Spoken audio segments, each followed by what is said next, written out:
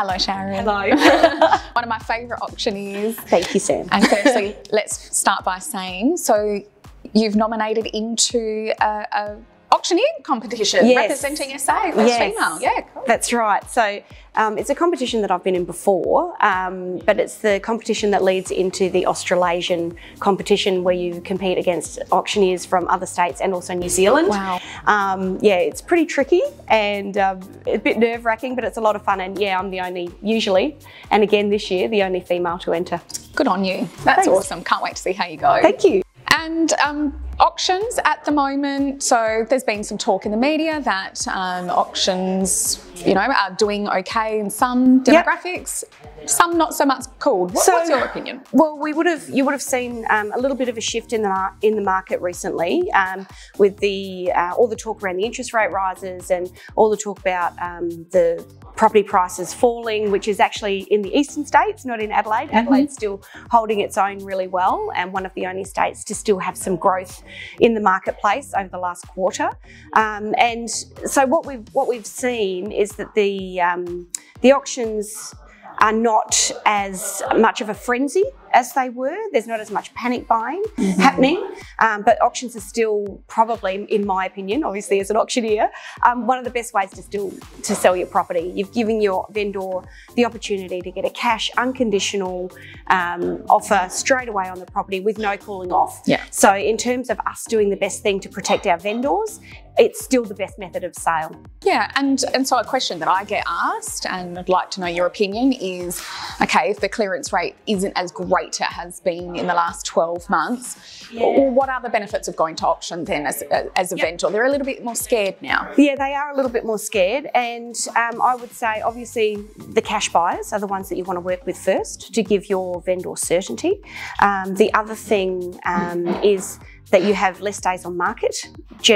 When the market's changing, properties can sit for a little bit while you try and gauge what the market's thinking. If you get the price wrong to start with, you know, it's difficult to recover from that.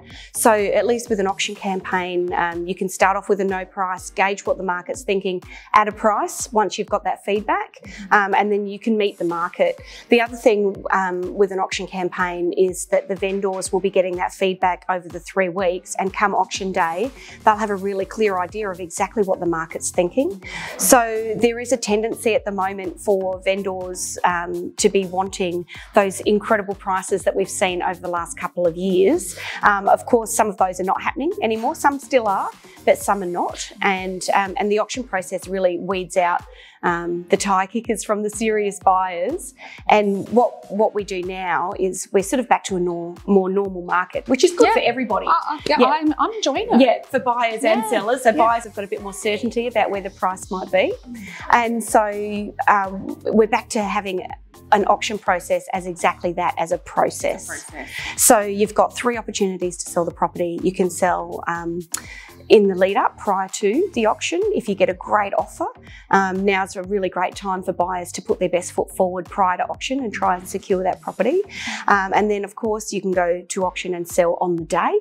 And if it doesn't sell on the day, then the 3rd step in the process is to sell after, where after you've exhausted your cash unconditional buyers, then you can speak to people who might need a finance clause or a subject to sale. We are seeing a little bit of that coming back into the marketplace. But you've got that 3rd option once you've exhausted your cash unconditional. Exactly, yeah. And you know, we get lots of different questions like, when is the best time to put a property to auction?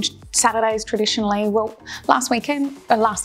Yeah, I know. Last Friday was one of, like a Saturday. Felt like a Saturday. We were thinking it was Saturday, but oh my gosh, we had 9 people registered, great people coming out from the area watching this auction, and it was an awesome result. So, and I think it didn't really matter. No, it doesn't matter. And I think that's something, not just with auctions, but with your open inspections and that sort of thing. A lot of vendors will look for reasons as to why people aren't coming to their property. They'll say, oh, the footy was on, or, you know, something, whatever the reason that they can think of.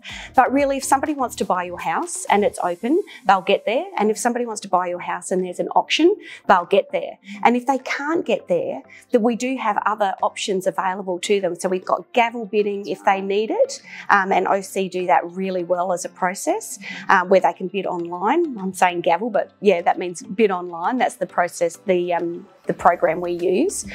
But then also there's proxy bidding, which I still think is the best way to go. Exactly. Where the people will send somebody to bid on their behalf on the day and the paperwork's all done ahead of time. Yeah. So if you build it, they will come. Exactly.